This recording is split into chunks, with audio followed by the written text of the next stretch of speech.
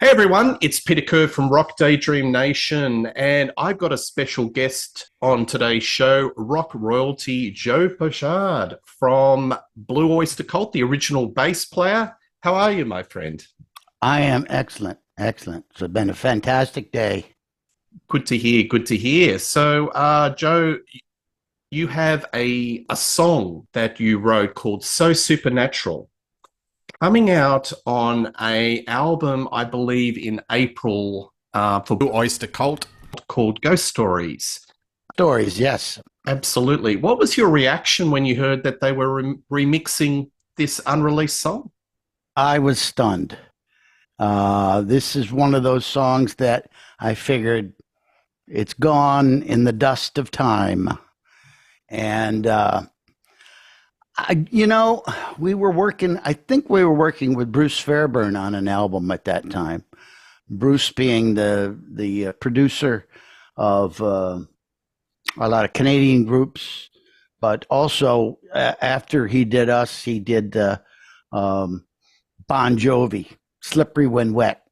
It was a big album, Yep. and then he did all the Aerosmith albums that were their sort of comeback albums, "Permanent Vacation" and etc. Pump, but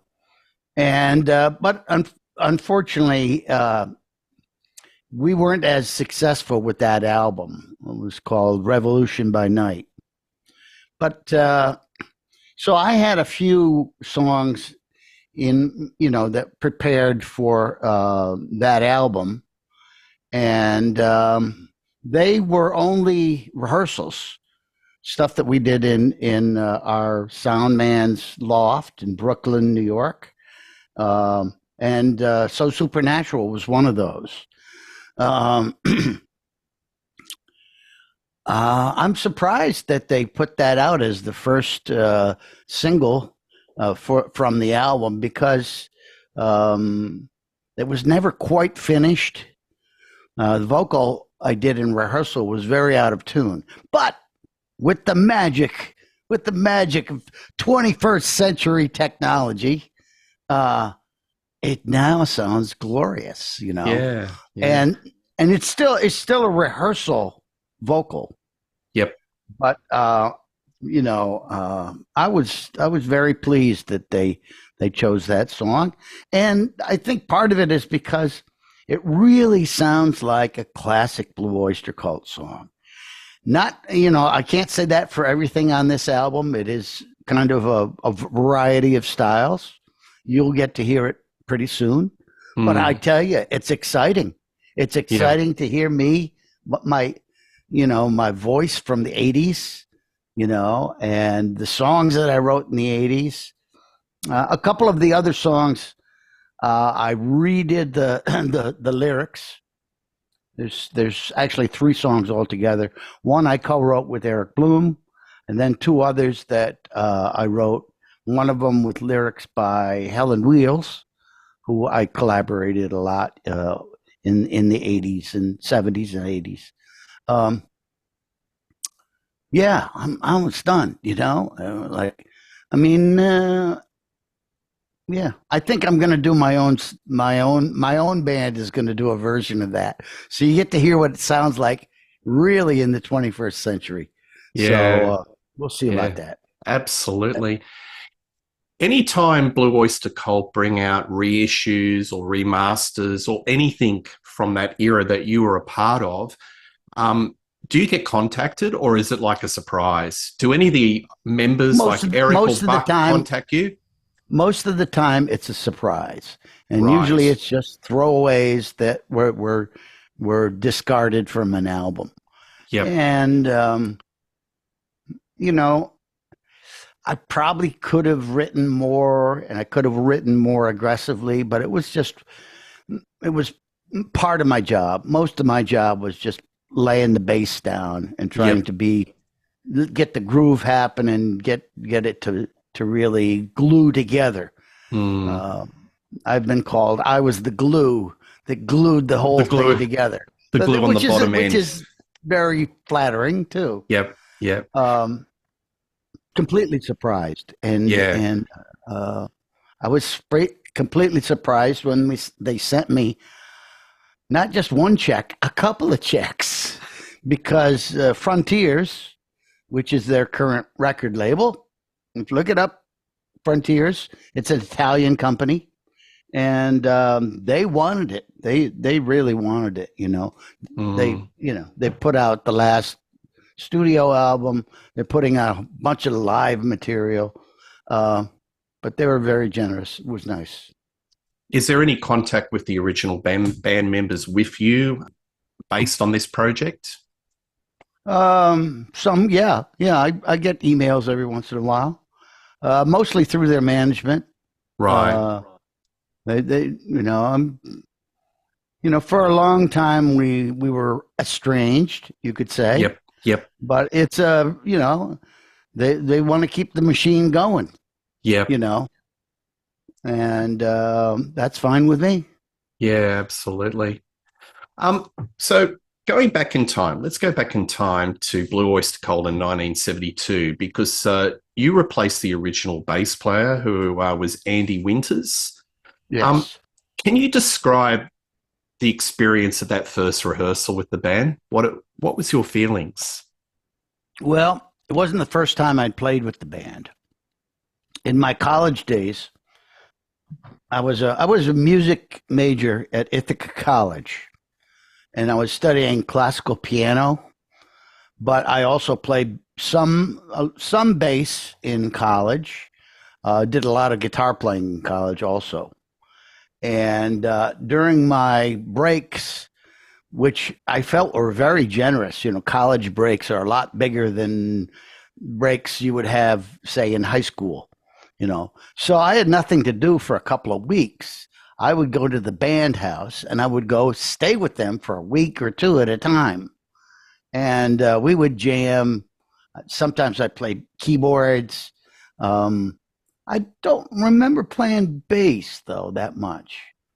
But I probably did pick up Andy's bass and play it a few times. So they knew me pretty well before they decided to give me the invitation to join the band. It wasn't working out with Andy. He was a different kind of bass player. He was more in the Phil Lesh style, dead, so he wouldn't. But I knew that, my brother being the drummer, I knew what he needed. We grew up, been playing since I was 10 years old with Albert. And I knew what he needed to really sink into the music. And I knew that how much talent, I hate using that word, but how much talent Buck Dharma had. And I said, we've got to just lay down a super platform for him to really impress the world. And he did. Yeah. I knew Eric Bloom. He was playing a couple of summers up in my area of the when I was playing in bands. He was playing in similar bands in that area. So I knew the whole band. I didn't think it was maybe an earth-shaking rehearsal. In fact, I remember when they asked me to join, they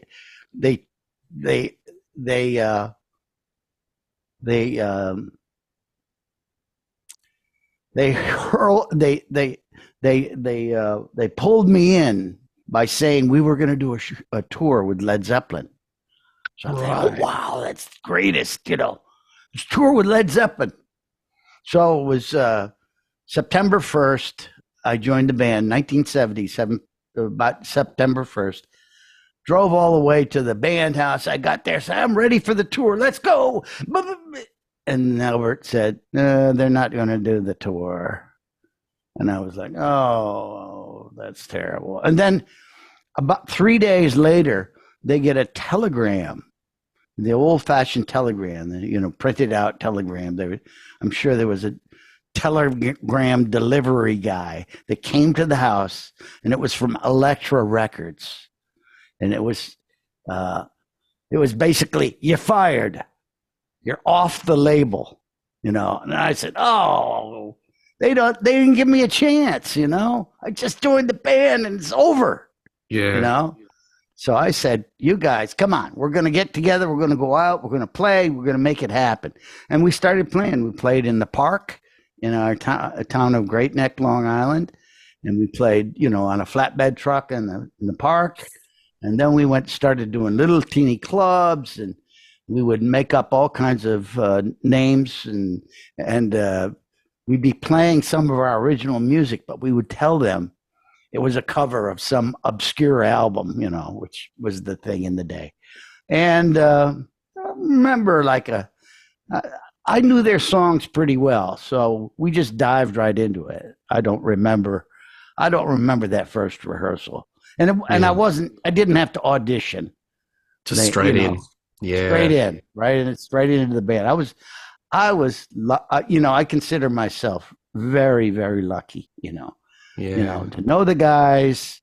I had high hopes for their Soft White Underbelly project. You know, they worked on it for 3 years with Elektra.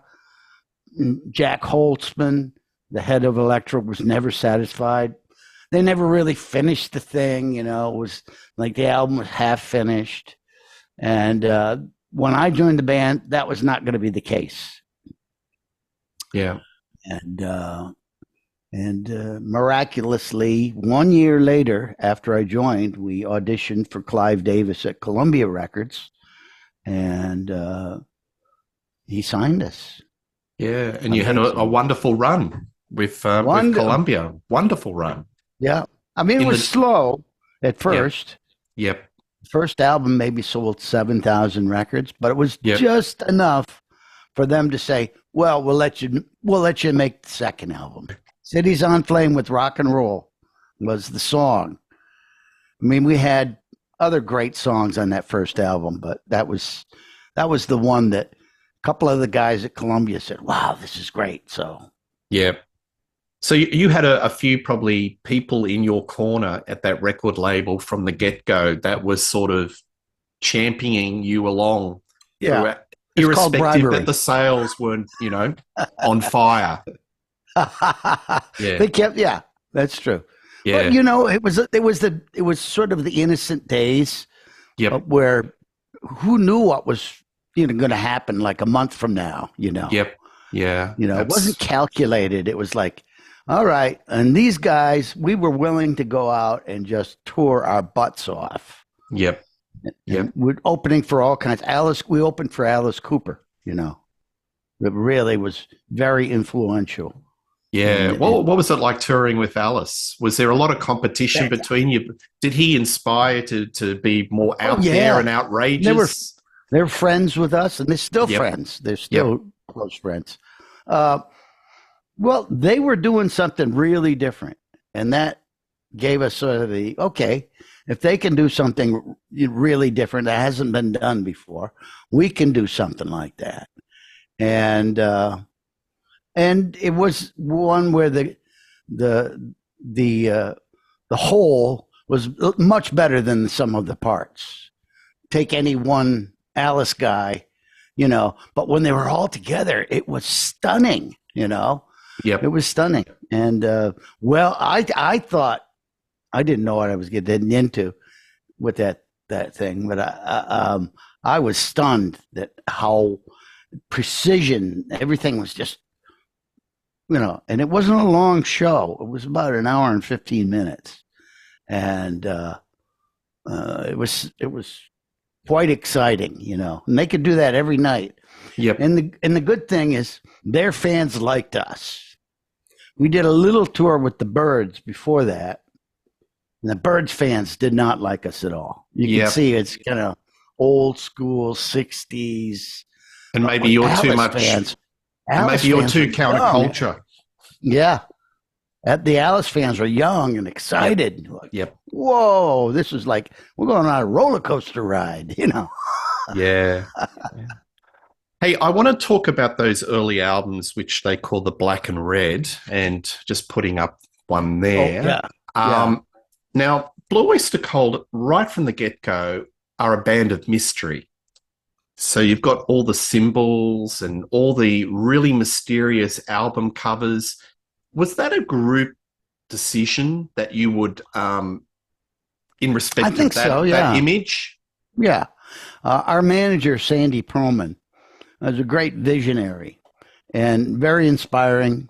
He he thought from the very first time we played together that it was going to be one of the biggest groups in the world, and after years of struggle, it happened.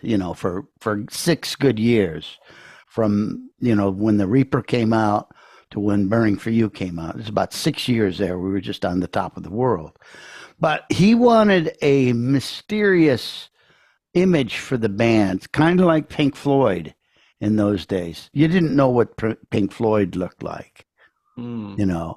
and we got behind it. That's fine. Don't put our picture on the cover of the album. Let the fans search out who we are. And he got us different agents that would put us on tours. We played with Black Sabbath and Uriah Heep, and even blues bands like Savoy Brown and Bob Seger, just anything and everything, but we got the word out, and Columbia stuck behind us. So they Yeah, like to see us, out there playing all the time, because eventually, if you're consistent on the road, um, uh, things are going to work out. absolutely. Could you walk down the streets of Greenwich Village or New York and people would still not know who you are, even at the height They of your still fame? don't. They still don't. Yeah. Would there be Who's kind that of guy? would there be any kind of recognition maybe for Eric or Buck, if you walk A down the little bit, street in a the little in the bit. in the 70s? We would be in airports, and people would know we're in town. Say, "Oh, Blue Oyster Cult." Yeah, okay. Who is the guy? Yeah. Um, oh, a few people, but usually Eric could be wearing a Blue Oyster Cult T-shirt, Yep. and that would be the first.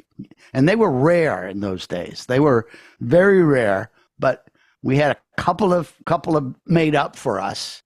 And if you saw that, you'd say, "Oh, Blue Oyster Cult, yeah." Yeah, gotcha.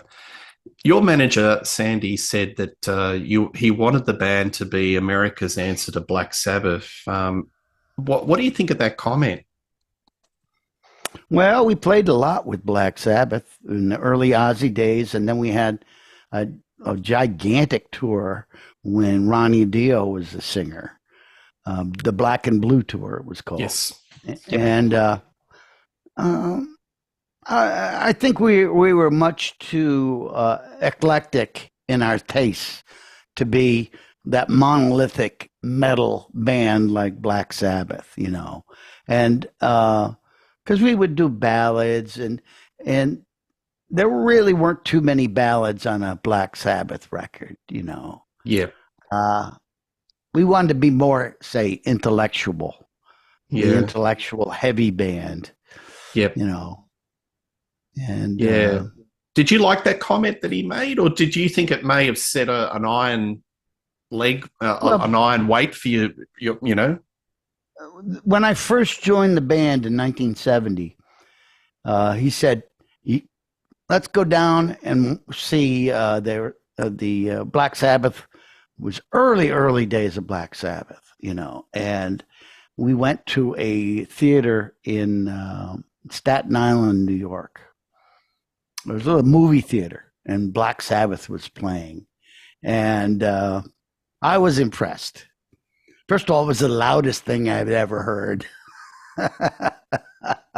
Hey, they were loud. They were loud.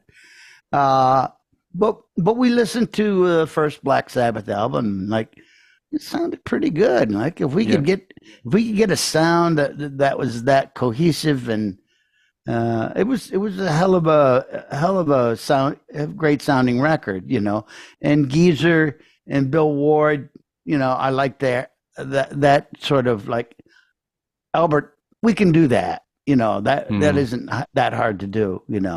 Yep. And you know, eventually styles sort of diverged. We didn't want to be categorized in one style, I guess, Yep. and Yeah. we were desperate Yeah. after after Elektra dumped us unceremoniously, dumped us. You Mm. know, we were destined to, okay, we're going to turn this around.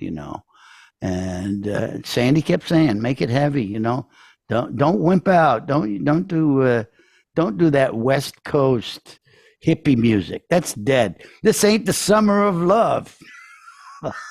Yeah. Well, And say, your you're style of right. music has always been very diverse, hasn't it? Because you've covered you do heavy, there's psych, there's a bit of garage, there's that West Coast sound, and like in the 80s before you left, you were really full on AOR, weren't you? So Yeah, the yeah, very broad hymn book for in respect of your sound. yeah. Um, those early Blue Oyster Cult albums used a lot of outside lyricists or writers. Hmm. Richard Meltzer, Patti Smith. Which of these artists, in your opinion, best summed up the character or the ethos of BOC? Hmm. I think all of them. All of them. We had well, I worked with Helen Wheels a lot, Yep. and another guy, David Roeder. He wrote kind of funny songs, but we would take his funny songs that were almost like folk songs and heavy them up. And Joan Crawford Has Risen from the Grave is a great example of a funny song, but it has a heavy edge to it. So that was kind of fun to do. And Patti Smith is kind of writes poetic type things, and we would heavy that up too. So um, I can't say I have a favorite. Some of the best lyrics are just plain written by Buck Dharma, say, Yep. who wrote The Reaper and Godzilla. But Richard Meltzer and Donald Buck Dharma wrote Burning for You. I was working on Burning for You before Donald did, but my version isn't that good. I've got it in a demo here somewhere. I'm Bring gonna it out. post it on the. You can see how bad it was and Yeah. why it wasn't a hit.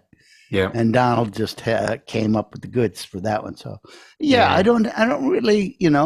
I think overall I'm kind of warmest about Sandy Pearlman's lyric. Yeah. I Absolutely. was lucky to have chosen the astronomy lyric. I mean, we didn't have a set plan. Sandy would write his lyrics, and they were usually long and extra verses, and kind of intellectual. His fantasies, and they would just be a pile of lyrics on our piano in our living room at the band house, and they would just be sitting there, and anybody who wanted to work on a song could just go through the pile of lyrics and pick something out. So I Mm. picked astronomy, and then I think he really liked that one. And it has stood the test of time. So, Yeah. and it was covered by Metallica, which I am very grateful for. Yeah, absolutely. Well, when you've got bands like that are covering, it just shows, what great Yeah, music that you guys put together. and they Um, heavied up my song. It's much heavier than the Blue Oyster Cult version. Some yeah, of the fans are not happy with their version, but yeah, I am absolutely thrilled when I hear Lars's bass drum go, boom, I go, oh my god, that's so good. All right. yeah. So I think there was a perception that you guys were the thinking man's heavy metal band, and like a lot of heavy metal bands were derided by your Rolling Stones and press in the day, but you guys got a fairly good run. And do you think it was because that you did pay attention to the lyrics and made sure Yeah, that there's a little yeah, bit of a yeah, bite, a little bit of yeah. substance If in it was these something songs? too trite, it would be thrown out. Yep. Um, I kind of wish we had written more and you know maybe been a little bit more produced and calculated, but that wasn't us. Yeah. Things would just happen sort of randomly. Uh, Albert would be playing a beat and it would inspire something else. Yeah. Uh, and then we would take old songs and revamp them. The Red and the Black is a good example. It started out as I'm on the Lamb, but ain't no sheep. And then it would be revamped for live performance and made this sort of exciting hoedown metal, Yeah. metal Yeah. speed freak, piece of music. Do you think your band may have been too clever for the mainstream Probably. in some ways? Yeah. Yeah. Um, we didn't know. We never really knew what the mainstream wanted, And I guess the trick is to do something that they didn't know they wanted, you know. That's the mind trick. Yeah, the mind trick. Reaper, for example. They Yep. didn't know they needed a Reaper. Yep. And it was controversial. And Columbia didn't get behind it as a single. They had all these, yes, right That there. album. That's Yeah. the one, Yeah. And but Donald Roser, also known as Buck Dharma, he was reaching deep emotionally, and like to be able to do something that's a metal, not metal, but kind of birdsy, but a song that you never heard before, and you still haven't heard. There's been a lot of imitations. You've got your Message in a Bottle. Yeah. You've got your Run to You. You've got all of those kind of songs, but there's only one Reaper, Absolutely. Because it's got a couple of hooks in it. You've got the cowbell, which it's part of pop culture. It's got that Romeo and Juliet Yeah. in there. That was like that. That's where you start to melt a little bit. Absolutely. And you've got that wonderful guitar solo, which has just probably conquered America. That's what they took out when they edited it for the first single. Was that how can you take out that part of the song? It's ridiculous, it's what you live isn't for. It? Unbelievable. Yeah. Well, that's why people didn't know what they should be doing, but we had to get it on AM radio, which was a force at the time, and it just squeaked on the AM radio, but it was definitely that underground FM radio smash. Yeah. And I've got to tell the viewers, I've seen you on YouTube do a really good version of this song, and you on lead guitar, note for note. Thanks. Well, brilliant. It's a different version than the current Blue Oyster Cult does. Yeah, I really like it. Donald's father was a bebop jazz saxophonist. So he grew up in a household that was definitely into improvisation. And so his approach is, I'm just going to improvise anything I want. And he's Buck Dharma. He can get away with it. Yeah. But I'm a little more conservative. I'm just hanging on there, and I love his original solo. Yeah.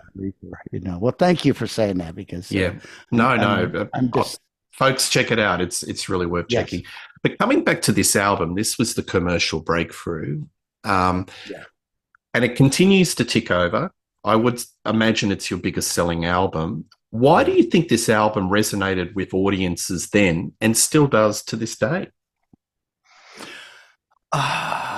It's a little better than, well, it's hard to say. You have all kinds of groups of fans that say the first three albums, that's the real stuff. That's the real thing, but for Agents of Fortune, the album previous to that was the live album, which didn't require any extra rehearsal. That is us playing live. And it was mixed by the great Jack Douglas, great engineer, makes the bass sound glorious, on a live recording. And it was tough to do live recordings in those days, it's not all produced as live shows are now. We were a lot of raw edges there, but they made a nice record. So we had a little extra time to work on songs. We had been, before that, for the first 5 years, we had been playing shows around the calendar. There would be the endless tour. There would be the endless tour. So, but you really do need some time off to come up with strong songs. And it's an album of strong songs, that all have a time and a place. Yep. My song Morning Final, it really takes me back to New York City, and I never lived in the city, but I was there a lot. And I went to Patti Smith. Alan and Patty were living together at that time. Went to their apartment, and I think I stayed overnight. And next day there was this whole story about the subway, and I said, "Oh, that's I didn't know it was going to be a song, but it fell into being a song." And so there's a lot of good stuff. This Ain't the Summer of Love. Yeah, a lot of inspiration from your experiences. Yeah, inspiration. We had Aliens, ETI, all about aliens. But we were toying with love songs and our relationships at the time. I guess it was a sweet time for that too. Yeah, absolutely. And I guess it didn't hurt that you had a monster hit in Don't Fear the Reaper, which is the gift that keeps on giving, isn't it? On radio to this day. Yeah. In Australia, you hear it all the time. It's just part of pop culture. Are you amazed that that song just continues to keep on keeping on? Well, I firmly believed that it was going to be a hit. I called up our accountant.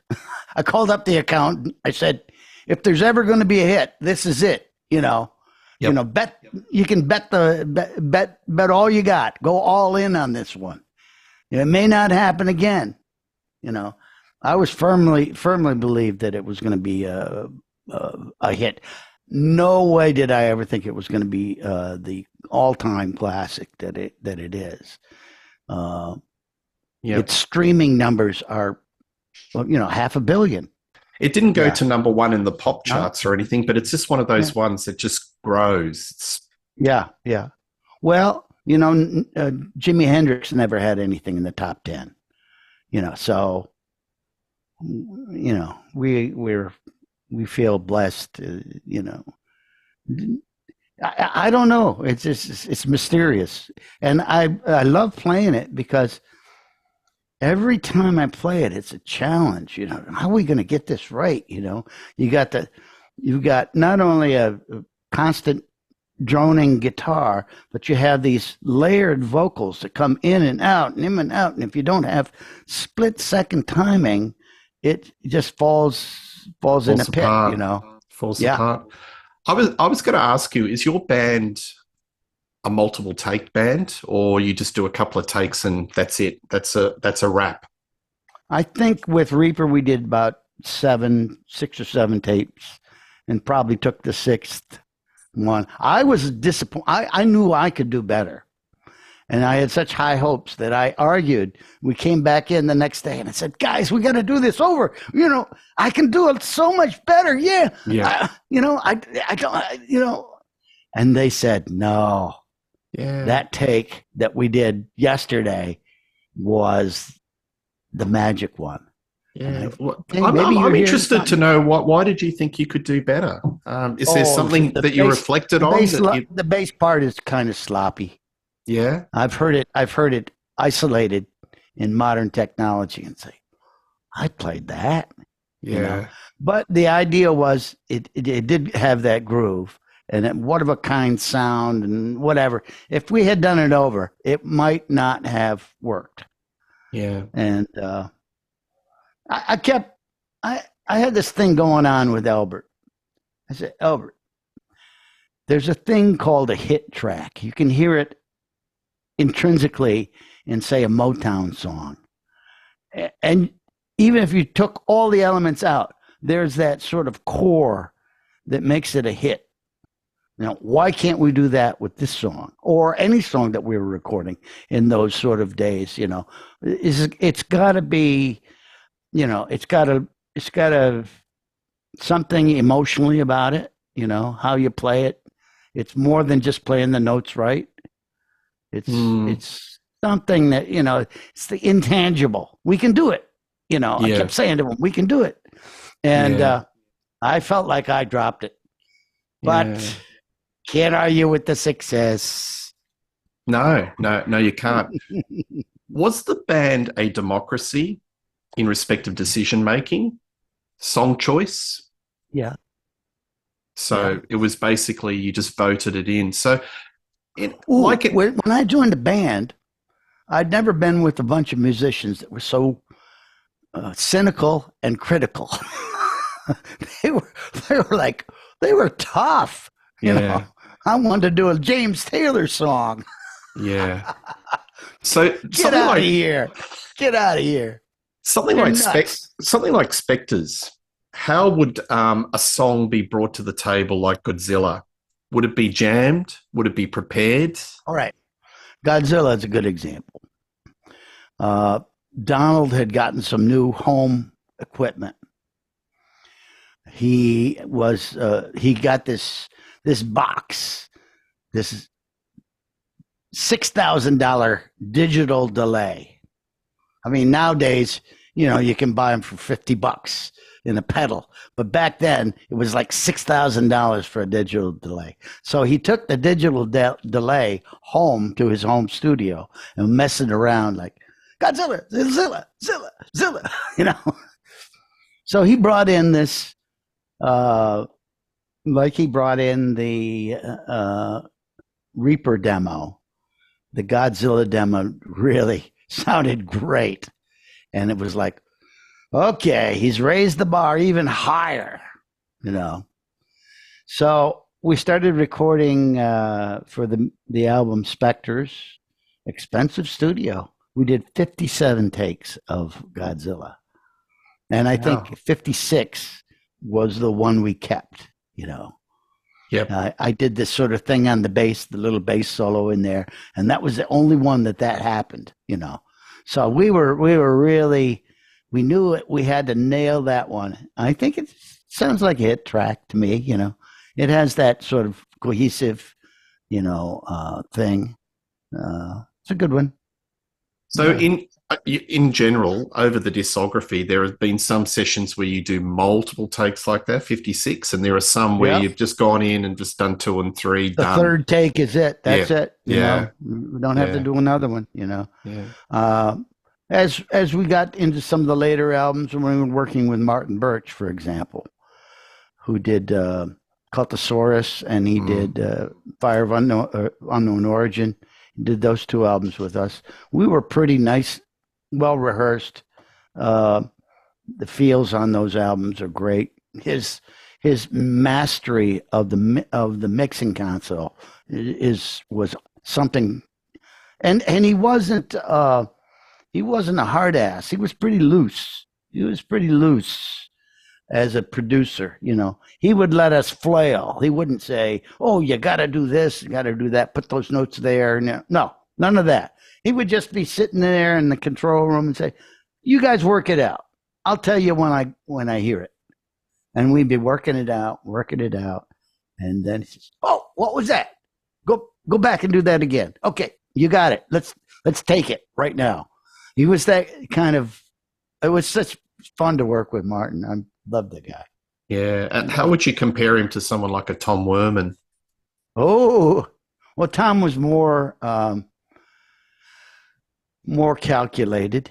He had a style. Worked really good for Ted Nugent, and it worked really good for our good friends, Cheap Trick, loved those records. Um, and so I think he took that style into the studio and tried to fill it, make us into that kind of thing. The Mirrors, they're definitely a But different direction, wasn't it's it? a different direction, but I think also it was just not a good match, Yeah. so to speak. I loved working with Tom. I love what he taught me about, the formalities of recording music, but didn't work with everybody in the group. Yeah. So there was a little bit of dissent, Yeah, was there? a little bit of friction. Also, we had done all our albums on Long Island, and this was the first album that we did in California. Right. So we moved to California. I had a condo on Venice Beach in California, and we recorded in Burbank, California. And so it was like a little. I think maybe it was a little off-putting for some of the guys. It Bit of a wasn't the most culture clash. comfortable. Yeah, culture clash. Yeah. And there is a little bit of a West Coast sound that seeps into Mirrors, isn't it? Do you think it's bit the Yeah, Tom Werman influence yeah, yeah. more so than you guys? I'm trying to think. Yeah, possibly, Yeah. possibly. I mean, we Yeah. wanted to make the best record we could, Yep. but I think uh, when we brought in Martin, we even learned more because he Yeah. had worked with the Who and of course Deep Purple, which we love those records. Yeah. You Yeah. know, And he had recently produced Heaven and Hell and Mob Rules oh with yeah, Black yeah, Sabbath. So that's a nice little segue to my next question. You yes. did the Black and Blue tour, Mhm. as you said at the start of this interview. What was it like touring with Black Sabbath? I've heard some conflicting stories. What was it Mm. actually like? I had high hopes for the tour. They, I think because Ronnie was the singer, and we knew Ronnie from upstate New York. I saw Ronnie probably. I actually played a gig where it was I played in a jazz band, and Ronnie was the other band on the bill. We played in this barn in Ithaca, New York, and Ronnie was up in the loft with his band, and we were down on the dance floor with our jazz band. So I knew Ronnie from way back, and all the guys, Yep. and I loved what tremendous singer. Uh, and so I figured, oh, this will be good. It'll be just like Old playing in the times. old barn up Yeah. in Ithaca. No, I talked to him maybe twice in the thing, and they were just they were not very friendly, and they would take forever between set changes. Shows ran overtime. There was a riot in Milwaukee, Wisconsin, that destroyed the whole building. And like, it might not have been their fault, but we were banned from Milwaukee for like 40 years. Yep.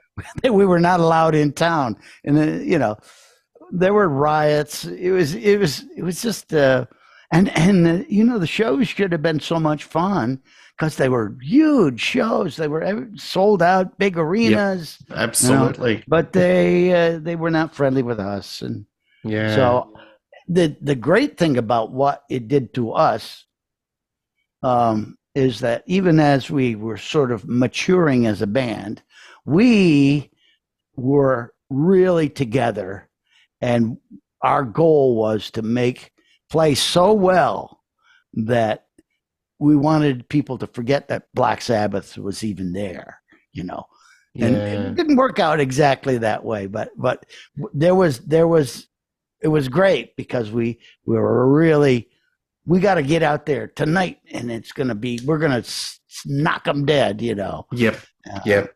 Yeah. Well, I've got a bootleg copy of the movie. This One of actually the got few a people lucky enough. Yeah, yeah. Well, it actually got a cinema release in Australia. I'm not yeah, sure in the yeah. States. Oh yeah, Um, we had a movie premiere down in the village. Yeah. It was great. It was like, wow, we're in the movie business. Yeah. Yeah, it came out, but the official release has never been.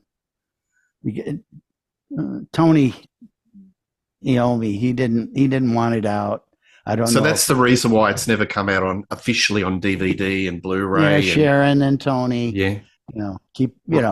And the guy that produced it, he passed away. So even the paperwork that would go to re-releasing this, put it on Blu-ray, that would be exciting, maybe remix it, like bring it up to speed, maybe Peter Jackson, come on. Yeah, look, you got nothing to do now. Yeah, well, to be quite frank, both bands are on fire, so it looks like a fantastic tour. That. Yeah, that's it. It was. We didn't do it maybe as well as a lot of people do live things. We had the film crew was NFL Films, which is a football league films. Yep. So it was a bunch of guys that do football games that recorded the show. Yep. And it was just one show, just happened to be Long Island. And, I think people who do live, like Taylor Swift, she has multiple film crews doing everything. And, every it's angle. Much more. Yeah. And I think there were probably even better shows played on that tour that if we had a little bigger budget. But it is what it is. Glad to like it. Yeah, just for the viewers that may not know about that tour, what was the order? Was it did you take it in turns? Who would headline? We took turns. Yep. Eventually, we would end up going on first because if Black Sabbath went on first, they would take so long to get out there and really, and so it'd be after midnight. By the time we got on. Yeah, we didn't. That's not the way we did business. Yeah. We want to start on time. We want to give the show the best, feeling. But it was just Bill Ward left in the middle of the tour. He was having pop problems, so they had to get a new drummer. Vinny, who's amazing, Vinny Appice. Great guy and great player. So the fans in this tour, last question on this tour, was it a split between Sabbath and you, or do you think it was a cross section that liked both of your bands? Was there sort of a division? No, I think everybody, they knew that it was a special thing that, they would get some Blue Oyster Cult, they would get some Sabbath, and it would be the biggest show that they've seen all year. And then people still talk about it. Yeah, absolutely. All right, well, let's talk about some of your albums that may not be your favorite. I'm talking about Revolution by Night and Club Ninja. So this was a significant dive into pop rock and AOR. For the viewers, were you happy with this direction? What are your thoughts about these albums? Well, at the time we were making them, I thought they were really competitive, good albums. Revolution by Night, I like a lot of that. I think my contributions, the song "Shadow of California," is pretty decent, and I've heard a lot of controversy about my song "Light Years of Love." I think the production sort of took the wrong left field on that one. Yeah. I like that album. Yeah, it was a transition for us. It was the first one that Albert was not the drummer, Yeah. So we missed his quirky input. He would also do a lot of the arranging in rehearsal. He was a hyperactive child, who had to try 15 different ways to play the drum fills Um, so we didn't know it, but we missed that at the time. Um, and then Club Ninja, I was disappointed with because I thought we used some outside writers for songs, and that which seemed to be the style at the time. You know, some of these big bands like Aerosmith and Heart, and they were bringing in outside writers, and that's good for them. But I don't think it worked for us. And we just should have written some better songs. The Yeah. guys in the band.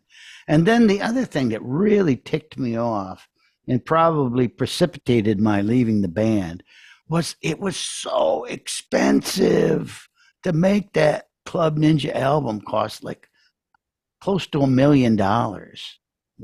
What's going on here? There was two different mixes. There was an American mix and there was an English mix. It's like, wait a minute, just do one good mix. But there was so much of second guessing and like, oh well, let's do this and let's do that. It just got out of control. It was Yeah. it was the era of the expensive Fleetwood Mac album, say. And they Yeah. figured, well, if Fleetwood Mac can do that, we can do that.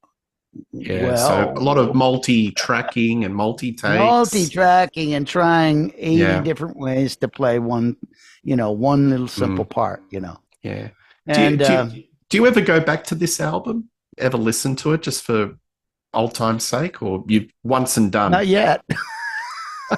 Not yet. We didn't Yeah. have a letter. See, that one, that would be a hard album to go back and do what they're doing with Ghost Stories. Because Ghost Stories, there was a pretty good core of great songs that didn't see the light of day for whatever reason.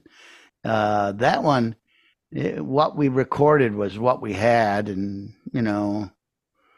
it was just it was a tough year. It was a tough Yeah. year, and I felt like myself, it's time to maybe jump ship. Yeah. Understand. And I guess you were kind of torn, no longer playing with your brother in the band because you had that sort of bottom end connection. It's like Torn telepathy. and Yeah. relieved. Yes. Yes.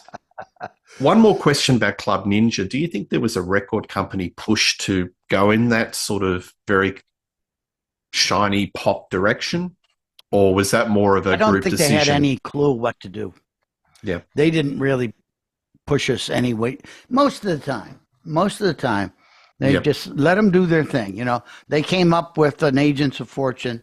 So just if we just stay out of it. Yeah. Um, Yeah. no, I don't. I didn't feel like it was just I don't know, maybe exhaustion. Yeah, I absolutely. 16 years of doing the touring album. Time for a Routine. change. Time Yeah. for a change. You Nowadays, somebody like Metallica, what do? Yep. They hire a therapist. They hire a therapist. Okay, why aren't you guys getting along? Yeah. Do you think you guys would ever have done something like that? A fly on the wall Not a documentary if chance you in had the the chance? world. Not a Yeah. chance in the world. No, Yeah. never. It kind Alan, of oh my defies the God. whole mystery of Blue Oyster Cult if we Right. had a fly on a wall, didn't we? Wouldn't it? So Yeah, yeah, yeah. That, now the Blue that, Oyster that. Cult story had not quite finished, had it? Because you contributed to one more album called Imaginos. Um, Okay. so that's kind of a labor of love, a concept album, if you will. What was the morale of the band going into this project? Oh, that's a weird album. I got much more credit than I deserve. I only worked that album took 5 or 6 years. Talk about expensive albums, going down the rabbit hole on what should this be. Um, and even if they had a lot of rehearsals, I wasn't part of that. I was just brought in to play some piano parts, and I think I sang on a couple of background vocals. not much of that was used, and I worked on the album about 4 days, and it took 6 years or 5 years to do. It's like, why are they giving me? They're giving me a credit just to have my name on the album, pretty much, And it was mostly done by Albert. It was started out as Albert's solo album, and then Columbia didn't want to put it out. They didn't like the vocals. They probably just didn't like the whole thing. And then after I left, they didn't have anything that they could put out, and they had to fulfill the contract. So they said, well, we'll have Donald and Eric come in, redo all the vocals, and we'll put it out as, a Columbia album, to fulfill the contract. And they did. They put it out. I don't think it was mixed right, and then Albert just decided in the last 3 or 4 years, I'm going to redo the whole damn thing the way I dreamed it should have been. So luckily, with these days with technology, you can do that kind of thing, Yeah. So he has redone the whole Imaginos thing, and it's well worth. There's some real gems. His imagination is endless. Yeah. So, pointed with Imaginos as I was with Club Ninja. Yeah. It was, and that was over and out for you. Sort of thing. I was over and out, and I was like, move on to something else. Yeah, absolutely. With Imaginos, the a lot of critics sort of said that it was trying to go back to that early sound of BOC. Would you agree with that, or do you just think it was just sort of another tangent of the sounds? No, it was definitely steeped in that early, early style. Early style where there was a lot of there was a lot of sort of longer songs. We didn't worry about fitting it into a compact package. Yeah. Do you think that might have been a counterpoint to some of the commercial, more sounding albums of the 80s? That this album was sort of like a I don't know how it fit in at all. Yeah. I don't know how it fit in at all, Yeah. Let's talk about your band. So there are 7 albums, folks. Check it out on www.joebouchard.com. I will put it at the bottom of the clip. Now, your last record, and correct me if I'm wrong, Joe, is called American Rocker. Yep. To the viewers, how would you describe American Rocker? Well, as I get older, I start thinking back, man, I was very fortunate to have these experiences. And it kind of celebrates how I felt about the early days. And I felt like, I was the American rocker at one time. It was a real rocking thing to do. Yeah. And that's exciting. I've done 7 solo albums. That was the 7th one. I'm going to start recording my 8th pretty soon, this year, sometime. Beautiful. And in the same style? Similar. Maybe, hopefully improved. New and improved. The new and improved Joe Bouchard. I feel the band is really strong. Yeah.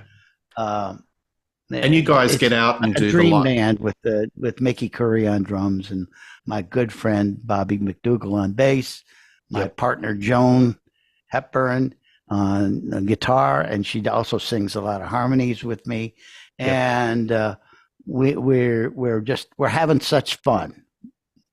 Yeah, really having a lot of fun. So, but American Rocker is the most music. I wrote every note of that album.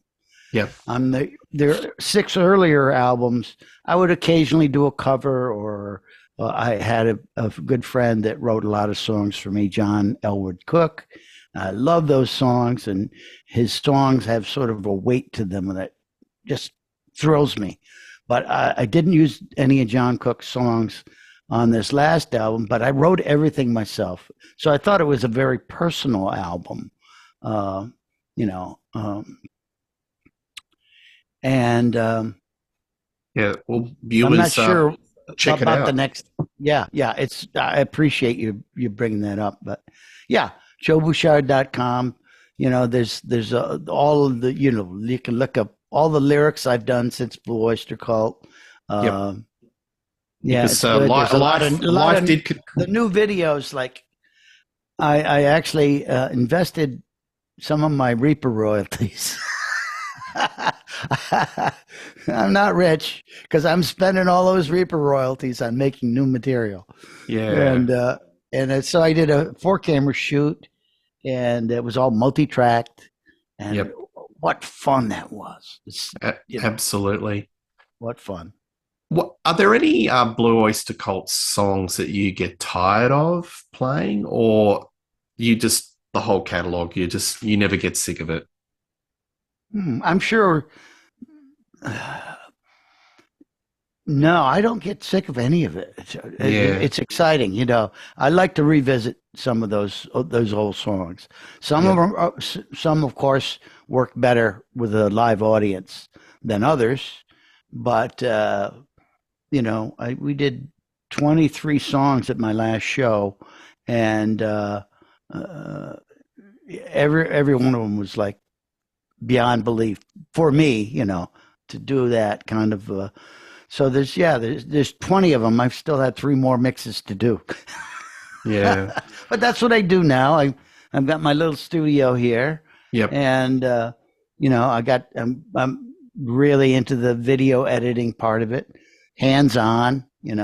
yep, I have people that help me, great people that help me, but most of it's hands on and yeah. having a good time. Absolutely. I mean, Blue Oyster Cult were always in their element live, and they did quite a few live albums, like On Your Feet or On Your Knees, Yeah, Some Enchanted Evening or Extraterrestrial Live. right. What's your favorite out of those three that you participated on?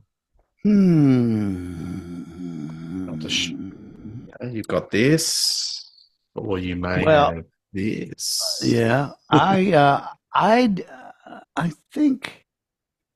Uh, well, it's a toss up between on your feet or on your knees, Yep. because that was a real, I think, breakthrough for us in our live sound, Mm. and some enchanted evening, which was that was where we would actually go into the mixing truck after every show, and we'd listen to the playback of the show and listen to most of it, and we'd say, okay, this has got to be fixed.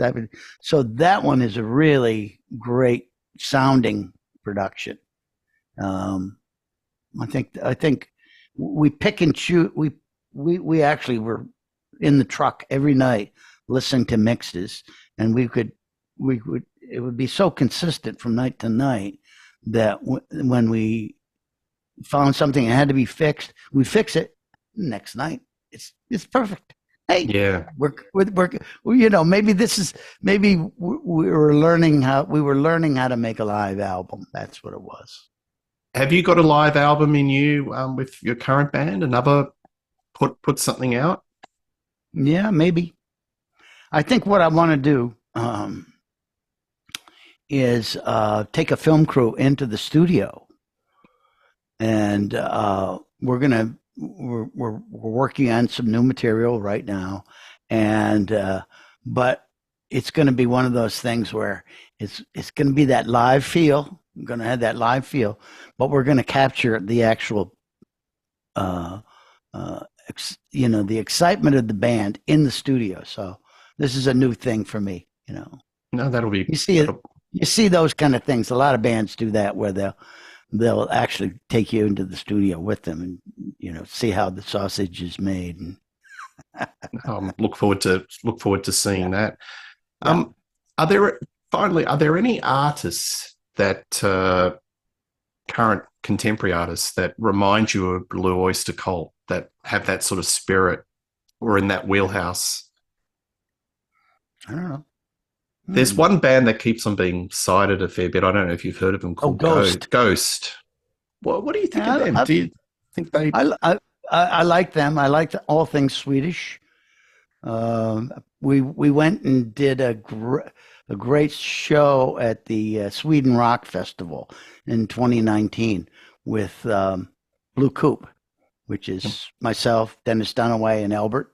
Yep. And that was really exciting. It was a fluke. I happened to know somebody, a friend, and he booked us at the Sweden Rock Festival, and it was one of the best shows until this latest batch of stuff that I'm doing. Yeah, Ghost. I'm not an expert on Ghost. For a Swedish band, where I did cameo on their recording, which called "Don't Fear the Pope." Don't fear the Pope. They call the singer and the ghost the Pope. So it was sort of answers that question. Blue Oyster Cult, Pope. So the guy said, "Hey, you want to do?" So I remotely did a couple of tracks with this group from Sweden. Don't fear the Pope. That sort of answers a question, I think, in a way, because they're definitely. I think they're in there. They're one of the components in their wheelhouse. I keep looking for good bands. I don't think I would necessarily try to find a band in the style of, but just a good band, Yeah. I kind of like Måneskin from Italy, They're doing well. Yeah. Exciting sort of, who knows what they are. Yeah. So sort of a disco jam heavy stuff. Yep. Absolutely. What's that other one? Greta Van Fleet. Yep. Yeah. Yeah. That's one that was I was just on a playlist, and I was doing something else, maybe working in the house. And I said, "What the hell is that? Let me hear that again." So there's a few things out there. I wish they had better songs because they are talented people. Young talented people. And I like that. Well, it's been a pleasure talking to you. And one thing's for sure, Joe, the legacy of Blue Oyster Cult continues on, because you've got there's definitely a feverish fan base that love the works of Blue Oyster Cult and your solo works. And I think it's just tell the promoter, music. Send me a plane ticket. I'm going to Australia. We would love to have you down. We would love to see you. So we'll talk offline. Maybe we can see what we can organize. But send me an email anytime. Yeah. Give them my number. Yeah, absolutely. Joe, it's been an absolute pleasure to talk to you. But as I said, it's like we've spoken for an hour. I'm barely scratching the surface. I'd love to talk to you. Well, we'll do it maybe again. Do a bit more of a deeper dive. But it's been a pleasure to talk to you. Great to talk to you too. Thanks for asking me. All right. Thank you. All right. Rock Daydream Nation. Morning over there. Absolutely. Cheers. I'm going to go to sleep.